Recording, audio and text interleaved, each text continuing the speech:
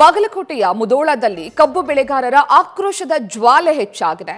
ಕಬ್ಬಿನ ಲೋಡ್ ಅನ್ನ ಪಲ್ಟಿ ಮಾಡಿ ಬೆಂಕಿ ಹಚ್ಚಿ ಆಕ್ರೋಶವನ್ನ ವ್ಯಕ್ತಪಡಿಸುತ್ತಿದ್ದಾರೆ. ಮಹಾಲಿಂಗಾಪುರ ಬಳಿ ಕಬ್ಬು ತುಂಬಿದ್ದ ಟ್ರ್ಯಾಕ್ಟರ್ಗಳನ್ನ ಪಲ್ಟಿ ಮಾಡಿ ಬೆಂಕಿ ಹಚ್ಚಲಾಗಿದೆ. ಫ್ಯಾಕ್ಟರಿಯಲ್ಲಿ ಈಗಲೂ ಕೂಡ ಸುಟ್ಟ ಟ್ರ್ಯಾಕ್ಟರ್ ಎಂಜಿನ್ಗಳು ಹಾಗೆ ಬಿದ್ದಿವೆ. ಸಕ್ಕರೆ ಕಾರ್ಖಾನೆ ಮುಂದೆಯೇ ಕಬ್ಬಿನ ರಾಶಿ ಸುಟ್ಟಿರುವ ಕಬ್ಬಿನ ರಾಶಿ ಹಾಗೆ ಬಿದ್ದಿದೆ. ಇನ್ನು ಸಕ್ಕರೆ ಕಾರ್ಖಾನೆಯನ್ನ ಪುನರ್ ಆರಂಭಗೊಳಿಸಲು ಸಿದ್ಧತೆಯನ್ನ ಮಾಡಿಕೊಳ್ಳಲಾಗಿದ್ದು, ಸಕ್ಕರೆ ಕಾರ್ಖಾನೆ ಸುತ್ತಮುತ್ತ ಪೊಲೀಸರು ಕಟ್ಟೆಚ್ಚರವನ್ನ ಕೂಡ ವಹಿಸಿದ್ದಾರೆ. ಜೊತೆಗೆ ಪೊಲೀಸರನ್ನ ಭದ್ರತೆಗಾಗಿ ನಿಯೋಜನೆ ಕೂಡ ಮಾಡಲಾಗಿದೆ. ಇಷ್ಟೆಲ್ಲ ಆದ ನಂತರ ಜಿಲ್ಲಾಡಳಿತ 3 ತಾಲೂಕುಗಳಲ್ಲಿ ನಿಷೇಧಾಜ್ಞೆಯನ್ನ ಜಾರಿ ಮಾಡಲಾಗಿದೆ. ಬಾಗಲಕೋಟೆ ಜಿಲ್ಲೆಯ ಮುಧೋಳದಲ್ಲಿ ಇವತ್ತಿಗೂ ಕೂಡ ರೈತರು ಆಕ್ರೋಶವನ್ನ ಹೊರಹಾಕಿ ಪ್ರತಿಭಟನೆಯನ್ನ ಮಾಡ್ತಿದ್ದಾರೆ, ಧರಣಿಗಳನ್ನ ಮಾಡ್ತಿದ್ದಾರೆ. ಸರ್ಕಾರದಿಂದ 3,300 ರೂಪಾಯಿ ಬೆಂಬಲ ಬೆಲೆಯನ್ನ ಘೋಷಣೆ ಮಾಡಲಾಗಿದೆ. ಆದರೆ ಮುಧೋಳದಲ್ಲಿರುವಂತಹ ರೈತರು, ಕಬ್ಬು ಬೆಳೆಗಾರ ಹೋರಾಟಗಾರರು ಮಾತ್ರ ನಮಗೆ 3,500 ರೂಪಾಯಿಯನ್ನೇ ನೀಡಬೇಕು ಬೆಂಬಲ ಬೆಲೆಯಾಗಿ ಅಂತ ಪ್ರತಿಭಟನೆಯನ್ನ ಮಾಡ್ತಿದ್ದಾರೆ. ಕಳೆದ 3-4 ದಿನಗಳ ಹಿಂದೆ ಧರಣಿಯನ್ನ ಮಾಡಿದ್ರು. ಮಿನಿ ವಿಧಾನಸೌಧಕ್ಕೆ ಮುತ್ತಿಗೆಯನ್ನ ಹಾಕಿದ್ರು. PWD ಕಚೇರಿಗೆ ಮುತ್ತಿಗೆಯನ್ನ ಹಾಕಿದ್ರು. ಮಿನಿ ವಿಧಾನಸೌಧದ ಮುಂಭಾಗದಲ್ಲಿ ಧರಣಿ ಕುಳಿತಿದ್ರು.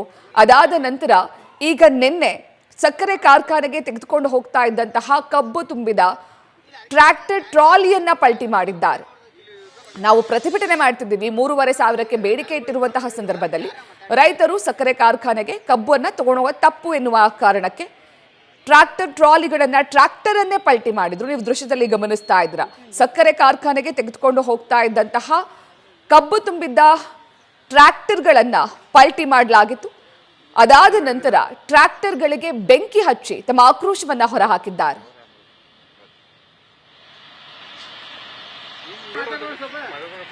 ಈ ಬಗ್ಗೆ ಹೆಚ್ಚಿನ ಮಾಹಿತಿಯನ್ನ ನೀಡ್ತಾರೆ ನಮ್ಮ ಪ್ರತಿನಿಧಿ ಕೃಷ್ಣ ಹಾದಿಮನಿ. ಸ್ಥಳದಲ್ಲಿ ಇದ್ದಾರೆ. ಕೃಷ್ಣ, ರೈತರು ಹೋರಾಟ ಮಾಡ್ತಿರೋದು ಸರಿ, ಆದ್ರೆ ಮತ್ತೊಬ್ಬ ರೈತ ಬೆಳೆದಿರುವಂತಹ ಬೆಳೆಗೆ ಈ ರೀತಿ ಬೆಂಕಿ ಹಚ್ಚೋದು ಯಾವ ರೀತಿ ಸರಿ? ಎಸ್, ಖಂಡಿತ ಪ್ರತೀಕ್ಷಾ. ಏನಂತ ಹೇಳಿದ್ರೆ, ಕಳೆದ ಹಲವು ದಿನಗಳಿಂದಲೂ ಕೂಡ ಮುಧೋಳದ ರೈತರೇನಿದ್ದಾರೆ ಪ್ರತಿಭಟನೆಯನ್ನ ಮಾಡ್ತಾ ಇದ್ರು. ಅಂದ್ರೆ ತಮ್ಮ ಕಬ್ಬಿಗೆ ಪ್ರತಿ ಟನ್ಗೆ 3,500 ರೂಪಾಯಿ ಕೊಡಬೇಕೆಂಬ ಆಗ್ರಹವನ್ನ ಅಲ್ಲಿನ ರೈತರು ಮಾಡ್ತಾ ಇದ್ರು. ಈ ರೈತರ ಏನು ಹೋರಾಟ ಏನಿದೆ, ನಿನ್ನೆ ಟ್ರ್ಯಾಕ್ಟರ್ ರ್ಯಾಲಿಯನ್ನು ಕೂಡ ಮಾಡಿದ್ರು. ಮಧ್ಯಾಹ್ನ ಅಂದ್ರೆ ಸಾಯಂಕಾಲ 4:30 ಗಂಟೆಗೆ ಮುಧೋಳದಿಂದ ಹೊರಟಂತ ರೈತರು ಸಮೀರವಾಡಿ ಫ್ಯಾಕ್ಟರಿಯಲ್ಲಿ ಕಬ್ಬು ನುರಿಕೆ ಸ್ಟಾರ್ಟ್ ಆಗಿದೆ ಎಂಬ ಮಾಹಿತಿಯನ್ನ ಪಡೆದುಕೊಂಡ್ರು. ಹೀಗಾಗಿ ಸಮೀರವಾಡಿ ಫ್ಯಾಕ್ಟರಿಗೆ ಆಗಮಿಸಿ ಅಲ್ಲಿ ಸ್ವಲ್ಪ ಗಲಾಟೆ ಆಗುತ್ತೆ. ಗಲಾಟೆ ವೇಳೆ ಏನಂತ ಹೇಳಿದ್ರೆ ಕಿಡಿಗೇಡಿಗಳು ಕಬ್ಬಿನ ಟ್ರ್ಯಾಲಿಗಳಿಗೆ ಬೆಂಕಿ ಹಚ್ಚಿರುವಂತದ್ದು. ಸದ್ಯ ಆ ಘಟನಾ ಸ್ಥಳದಲ್ಲಿ ನಾನಿರುವಂತದ್ದು. ಘಟನೆಯ ಬಗ್ಗೆ ದೃಶ್ಯದ ಮೂಲಕ ತಮಗೆ ವಿವರಣೆ ಕೊಡ್ತಾ ಹೋಗ್ತೀನಿ. ನೀವು ದೃಶ್ಯದಲ್ಲಿ ಕೂಡ ನೀವು ನೋಡಬಹುದು.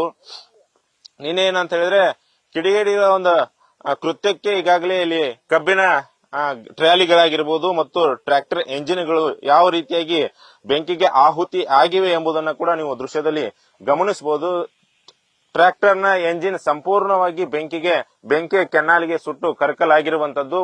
ಟ್ರ್ಯಾಕ್ಟರ್ಗೆ ಹಾಕಿದ್ದಂತ ಕುಶನ್ ವರ್ಕ್ಗಳು ಕೂಡ ಯಾವುದೂ ಕೂಡ ಉಳಿದಿಲ್ಲ. ಹೀಗಾಗಿ ಅಷ್ಟೊಂದು ಪ್ರಮಾಣದಲ್ಲಿ ಬೆಂಕಿಯ ಜ್ವಾಲೆ ಆವರಿಸಿಕೊಂಡು ಸಂಪೂರ್ಣವಾಗಿ ಟ್ರ್ಯಾಕ್ಟರ್ ಸುಟ್ಟು ಹೋಗಿರುವಂತದ್ದು. ಸುಮಾರು 2 ಟ್ರ್ಯಾಕ್ಟರ್ ಎಂಜಿನ್ಗಳು ಇಲ್ಲಿ ಸುಟ್ಟಿರುವಂತದ್ದು. ಮತ್ತೆ 3-4 ಟ್ರ್ಯಾಕ್ಟರ್ ಎಂಜಿನ್ಗಳ ಗಾಳಿಗಳನ್ನ ತೆಗೆದು ಅವುಗಳಿಗೆ ಹಾನಿಯನ್ನ ಉಂಟು ಮಾಡಿರುವಂತದ್ದು. ಇದಲ್ಲದೆ 4 ಬೈಕ್ಗಳಿಗೂ ಕೂಡ ಬೆಂಕಿ ಹಚ್ಚಿ ಆಕ್ರೋಶವನ್ನ ವ್ಯಕ್ತಪಡಿಸಿರುವಂತದ್ದು. ಇನ್ನ ಟ್ರ್ಯಾಲಿಯಲ್ಲಿರುವಂತಹ ಕಬ್ಬುಗಳಿಗೆ ಅಂದ್ರೆ ಸುಮಾರು 100ಕ್ಕೂ ಹೆಚ್ಚು ಟ್ರ್ಯಾಲಿಯಲ್ಲಿರುವ ಕಬ್ಬುಗಳಿಗೆ ಬೆಂಕಿಯನ್ನ ಹಚ್ಚಿ ಆಕ್ರೋಶವನ್ನ ಕೂಡ ಹೊರ ಹಾಕಿರುವಂತದ್ದು. ಸದ್ಯ ಏನಂತ ಹೇಳಿದ್ರೆ ಈ ಮುಧೋಳ ಭಾಗದ ರೈತರು ಕಳೆದ ಹಲವು ದಿನಗಳಿಂದಲೂ ಕೂಡ ಪ್ರತಿಭಟನೆಯನ್ನ ಮಾಡ್ತಾ ಇದ್ರು. ಆದ್ರೆ ಎಲ್ಲೋ ಒಂದು ಕಡೆ 3,350 ರೂಪಾಯಿಗೂ ಕೂಡ ಮುಧೋಳ ಭಾಗದ ರೈತರು ಒಪ್ಕೊಂಡಿದ್ರು. ಆದ್ರೆ ಅವರದ್ದು ಒಂದು ಕಂಡೀಷನ್ ಏನಾಗಿತ್ತಂದ್ರೆ 3,250 ರೂಪಾಯಿನ ಮೊದಲನೇ ಕಂತಾಗಿ ಕೊಡಬೇಕು, ಆಮೇಲೆ 3,350 ಆಮೇಲೆ 100 ರೂಪಾಯಿ ಏನು ಬರುತ್ತೆ ಅದನ್ನ 2ನೇ ಕಂತಾಗಿ ಕೊಡಬೇಕೆಂಬ ಆಗ್ರಹವನ್ನ ಕೂಡ ಆ ರೈತರು ಮಾಡ್ತಾ ಇದ್ರು. ಆದ್ರೆ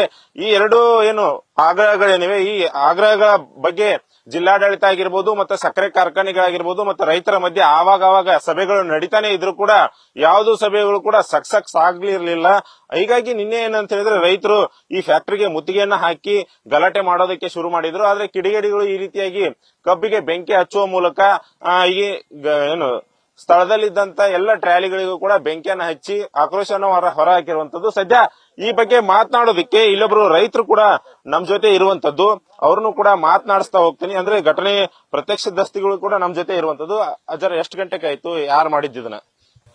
ಇದು ಬರೋಬ್ಬರಿ 7 ಗಂಟೆ ಅದು ಇತ್ರಿ. 7-6ರಿಂದ ನಾರೇ ಶುರು ಆತ್ರ ಭತ್ತದ ದನಿಗಿರಿ ನಾವೆಲ್ಲ ಇಂಜಿನ್ ತಗೊಂಡು ಓಡಿ ಹೋಯ್ದವ್ರಿ ಹತ್ತೊಟ್ಟಿಗೆ ಒಟ್ಟು ಒತ್ತಾಟಿಗಿಂದ ಬೆಂಕಿನ ಹಚ್ಕೋತ ಬಂದಾರ.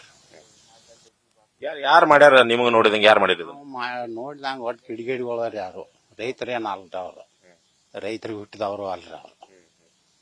ಯಾರು ಟವಲ್ ಹಾಕೊಂಡಿಲ್ರಿ, ಅವ್ರ ಹಸಿರು ಟವಲ್ ಹಾಕೊಂಡಿಲ್ರಿ.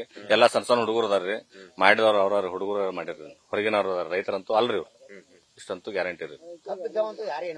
ನೀನು ಕಲ್ಲು ತೂರಾಟ ಆಯ್ತಲ್ಲ, ಯಾಕ ಯಾರ್ಯಾರು ಮಾಡಿದ್ರು, ಯಾರು ಬಂದಿದ್ರು ಆ ಟೈಮ್ ಎಲ್ಲಾರು ಸರ್ ಹಸಿರು ಟವಲ್ ಯಾರು ಹಾಕೊಂಡಿರ್ಕಿಲ್ರಿ, ಎಲ್ಲಾ ಹುಡುಗರು ಇದ್ರಿ. ಇಲ್ಲಿ ಬಂದವನ ಪೊಲೀಸರ ಮೇಲೆ ಎಲ್ಲಾರ ಮೇಲೆ ಕಲ್ಲುಗೆ ಹಾಕತ್ರಿ. ಇಷ್ಟು ನೋಡಿದ್ರಿ ಸರ್. ಈ ರೀತಿ ಆಗೋದ್ರಿಂದ ರೈತರಿಗೆ ಹಾನಿ ಅಲ್ಲ ಸರ್, ಮತ್ತೆ ಯಾರಿಗೆ ಹಾನಿ ಅಲ್ಲ ಸರ್. ಅವು ಮತ್ತೆ ಇನ್ನೇನ್ ಮಾಡಿದ್ರಿ, ಅವ್ರು ತಿಳ್ಕೊಬೇಕಿಲ್ಲ ಸರ್. ಒಬ್ಬ ರೈತ ವೇಸ್ಟ್ ಆದ್ರ ದೇಶದ ಬೆನ್ನಲ್ಲಿ ಬರ್ತಾನ್ರಿ, ಅವಂಗ ನುಕ್ಸಾನ ಮಾಡಿ ಏನ್ ಮಾಡೋದೈತಿ ಸರ್? ಅನ್ನ ಅವನದಿಂದ ಅನ್ನ ತಿಂತೀವಿ ನಾವು. ಹಿಂಗ್ ಮಾಡ್ರ ಮತ್ತೆ ಏನ್ ಮಾಡೋದ್ರಿ ಸರ್? ಏನ್ ತಿನ್ನೋದ್ರಿ? ಇಷ್ಟ ನೋಡ್ರಿ ಸರ್. ಈಗ ಎಷ್ಟು ಇಂಜಿನ್ಗಳಿಗೆ ಹಾನಿ ಆಗೈತಿ, ಎಷ್ಟು ಕಬ್ಬು ಸುಟ್ಟಾವು? ಒಂದ್ಸರ್ 30 ಟ್ರೈಲಿಗಳು ವೇಸ್ಟ್ ಆಗ್ಯಾವ್ರಿ, 30-40 ರೀ. ಇಂಜಿನ್ಗಳು ಆಗ್ಯಾವ್ರಿ. ಬೈಕ್ ಸದ್ಯಕ್ರಿ ಸರ್, ಬೈಕಿನ ಕಬ್ಬು ಹಿರ್ಕೊಂಡ್ ಬರಂಗಿಲ್ಲ, ಬೈಕ್ ಸದ್ಯಕ್ ಸುಟ್ಟಾರಿ ಅವ್ರು. ಏನ್ ಮಾಡುದು ನೋಡ್ರಿ ಸರ್. ಈಗ ಘಟನೆಗೆ ಏನ್ ಕಾರಣ ಅಂತ ಹೇಳ್ತಾರೆ ನಿಮ್ ಪ್ರಕಾರ? Sir, factory owner 3250 ಕೊಡ್ತಾನಂತ ಅನ್ಕೋದ್ರಿ. ಮತ್ ಸಿದ್ದರಾಮಯ್ಯ ಸರ್ಕಾರ 50 ರೂಪಾಯಿ ಅದನ್ನ ಹಾಕಿ ಟನ್ನಿಗೆ ಘೋಷಣೆ ಮಾಡಿದ್ರಿ. ಘೋಷಣೆ ಆಗಂತಲೇ ಎಲ್ಲ ಮೀಟಿಂಗ್ ಆಗಂತಾನೆ ಚಾಲೋ ಪೂಜೆ ಮಾಡತ್ತೀರಿ ಅವ್ರ ಕಾರ್ಖಾನೆ ಚಾಲೋ ಇದ್ರಿಕಿಲ್ಲ ಅನ್ಗುಡ್ ಇದಾಗಿದ್ ನೋಡ್ರಿ ಸರ್. ಸರ್, ಈಗ ಸರ್ಕಾರದವ್ರು ಇದ್ರ ಬಗ್ಗೆ ಯಾವ ರೀತಿ ಕ್ರಮ ಕೈಗೊಳ್ಬೇಕಂತ ತಮ್ಮ ಆಗ್ರಹ? ಸರ್ಕಾರ ಸರ್ ಅದ ಘೋಷಣೆ ಮಾಡೈತ್ರಿ. ಅದೇನ್ ಇದನ್ ಮಾಡ್ತೈತಿ ಸರ್ಕಾರ ಮೇಲೆ ಬಿಟ್ಟಿದ್ರಲ್ಲ ಸರ್. ರೈತರಿಗಂತೂ ನಿಧಿ ಇದನ್ ಕೊಡಬೇಕ್ರಿ, ಪರಿಹಾರ ಏನಾರ ಕೊಡಬೇಕ್ರಿ ಸರ್. ಇಷ್ಟ ನುಕ್ಸಾನ್ ಆಗಿದ್ದು ನೋಡ್ಬೇಕ್ರಿ, ಅದ್ರ ಕೊಡಬೇಕ್ರಿ ಸರ್. ಇಷ್ಟ ನನ್ನ ಮಾತು. ಈ ಘಟನೆ ಮಾಡಿದವ್ರ ಬಗ್ಗೆ ಯಾವ ರೀತಿ ಕ್ರಮ ಆಗ್ಬೇಕಂತೀರಿ? ಸರ್, ಘಟನೆ ಮಾಡಿದ್ದನ್ನ ಅವರು ಸರ್ಕಾರ ಅದಕ್ಕೆ ಏನ್ ಇದನ್ ಮಾಡ್ತೈತ್ರಿ, ಕ್ರಮ ತಗೋತಾರ, ಅವ್ರಿಗೆ ಬಿಟ್ಟಿದ್ರಲ್ಲ ಸರ್. ಅಲ್ಲ, ಈ ತರ ಘಟನೆ ಆಗ್ಬಾರ್ದಾಗಿತ್ತಲ್ಲ ಸರ್? ಆಗ್ಬಾರ್ದಾಗಿತ್ತು ಸರ್, ಸರಿ ಆಗೈತ್ರಿ, ಇನ್ನೇನ್ ಮಾಡೋದೈತಿ. ಅಲ್ಲ ಸರ್, ಈಗ ನಿಮ್ಮ ಎಷ್ಟು ಕಬ್ಬು ತಂದಿದ್ರಿ ಇಲ್ಲಿಗೆ? ಈಗ ನಮ್ಮ ಸರ್ ಇಲ್ಲಿ ಕಬ್ಬು ನಾ ಬಂದಿಲ್ರಿ, ನಾವು ಇವತ್ತು ಕಡೆಯವ್ರು ಇದ್ದೀರಿ. ನಮ್ಮ ಕಬ್ಬು ನಾ ಬಂದಿಲ್ರಿ, ಇವತ್ತು ಕಡದು ಸಾಕ್ಸಾವ್ರ ಇದ್ರ ನೀವು? ಇವತ್ತು ಹೇರವ್ರು ಇದ್ದೀರಿ. ಎಷ್ಟು ಎಕರೆ ಕಬ್ಬು ಐತಿ ನಿಮ್ದು? ನಮ್ಮ ಕಡಿಮೆ ಅಂದ್ರೆ ಒಂದು 500-600 ಬರತ್ತವ್ರ ನಮ್ಮ. ಇವತ್ತು ಸಾಕ್ಸಾವ್ರ ಇದ್ರಿ, ಇವತ್ತೇನು ಸ್ಟಾಪ್ ಮಾಡಿರಿ ಕೆಲಸ? ಹಂಗಾರೆ ನಿನ್ ಚಾಲು ಮಾಡಿದ್ದೀವ್ರಿ ಪಡಾರಿ, ಇವತ್ತು ಹೇರವ್ರು ಇದ್ದೀರಿ. ಅಲ್ಲ, ಈಗ ನಿನ್ನೆ ಈ ತರ ಘಟನೆ ಆಗಿದ್ದಕ್ಕೆ ಕಬ್ಬು ಕಡಿದು ಸ್ಟಾಪ್ ಮಾಡಿದ್ರೆ ಮತ್ತೆ ಹೆಂಗ ಕಂಟಿನ್ಯೂ ಮಾಡೋದು? ಏನೂ ಇಲ್ರಿ, ನಮ್ಗೆ ಏನು ಈ ಘಟನೆ ಆಕೈತಿ ಅನ್ನೋದು ಗೊತ್ತಿಲ್ಲ, ಏನಿಲ್ರಿ. ನಾವು ಶುಕ್ರವಾರ ಕಬ್ಬು ಹೇರ್ಬೇಕು, ಗಾಡಿ ಪೂಜೆ ಮಾಡಿ ಹೊರಗೆ ಬಿಡ್ಬೇಕು ಅನ್ನೋ ಲೆಕ್ಕ ನಮ್ದು. ನಾವು ಇವತ್ತು ಬೆಳಿಗ್ಗೆ ಗಾಡಿ ಕಳ್ಸವ್ರು ಇದ್ದೀರಿ, ನಾವು 10-11 ಗಂಟೆಗೆ ರೀ. ನೀನ್ ನಾವು ಪೂಜೆಗೆ ಅಂತ ಕಬ್ಬು ಕಡ್ದವ್ರಿ, ಹೇರಿಲ್ರಿ ನಾವು. ಈ ಘಟನೆ ನೀವು ಆದಾಗ ಇಲ್ಲಿ ಇದ್ರಿ, ನಾವು ಹೊಲ್ದಾಗಿದ್ದೀವಿ. ಅಲ್ಲ, ಈಗ ಈ ತರ ಘಟನೆ ಆಗೋದ್ರಿಂದ ರೈತರಿಗೆ ಲಾಸ್ ಆಗತ್ತ, ಫ್ಯಾಕ್ಟ್ರಿಗೆ ಲಾಸ್ ಆಗತ್ತ? ರೈತರಿಗೆ ನುಕ್ಸಾನ್, ಫ್ಯಾಕ್ಟ್ರಿಗೆ ನುಕ್ಸಾನ. ಏನ್ ಹೇಳ್ತೀರಿ ಈ ತರ ಆದ್ರ? ಹಂಗ ಏನ್ ಹೇಳೋದೈತ್ರಿ, ಇದು ಹಿಂಗ್ ನಡ್ದಾವ ಅಂದ್ರೆ ಏನ್ ಹೇಳೋದೈತ್ರಿ? ಇದ ಅಚಾನಕ್ ಆಗಬಾರ್ದಾಗಿತ್ರಿ. ನಮ್ಮ ಊರಾಗಂತೂ ಹಿಂಗ ಆಗಿಲ್ರಿ ಎಂದು. ಇದ ಫಸ್ಟ್ ರೀ. ಈ ನಮನೆ ಇದು ಘಟನೆ ಆದದಂದ್ರೆ ಇದ ವರ್ಷ ರೀ. ಪ್ರತಿ ಸಲ ಇಟ್ಕಬ್ಬ ಹೋದ್ರು ಯಾರು ಹೋಗಿ ದನಿಗೆ ಮಾಡಿಲ್ರಿ. ಯಾವನ್ ಕಬ್ಬು ಇದ್ದಾವಂತೂ ಯಾವ ಈ ರೀತಿ ಮಾಡಿಲ್ಲ. ಅಂತ ಈ ಕಬ್ಬು ಇಲ್ದವ್ರನ್ನ ಇದನ್ನೆಲ್ಲ ಹೊಲಿಸಿ ಇಟ್ಸಿ ಹೋಗ್ಬಿಟ್ಟಾರ. ಇದು ಮಾಡಿದವ್ರು ಯಾರು ಅಂತ ಹೇಳ್ತೀರಿ ಸರ್? ರೈತ ಮಾಡ್ಯಾರ ಯಾರು? ನಮ್ಗೆ ಗೊತ್ತಿಲ್ರಿ, ನಾವು ತೋಟದಾಗಿದ್ದೀವ್ರಿ. ಇದು ಇಲ್ಲಿ ಥಿಯೇಟರ್ ಉರಿ ಹಚ್ಚಾರ ಅನ್ನತ್ಲೆ ರಾತ್ರಿ 9 ಗಂಟೆಗೆ ನಾವು ಬಂದಿವ್ರಿ.